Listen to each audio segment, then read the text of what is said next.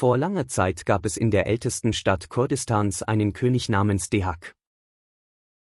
Dehak war ein sehr grausamer Herrscher, und sein Volk fürchtete ihn.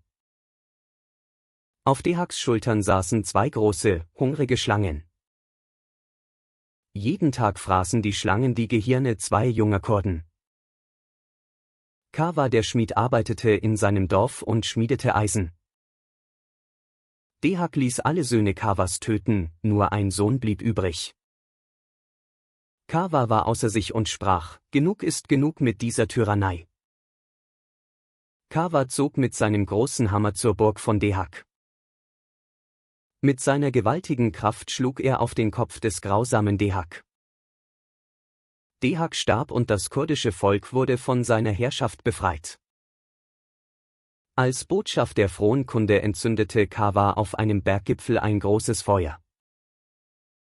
Alle sahen das Feuer und verstanden, der Tag der Freiheit ist gekommen. Dieser Tag wurde zu Newroz, dem neuen Tag aller Kurden. Das Volk legte bunte Kleider an und tanzte gemeinsam Reigen.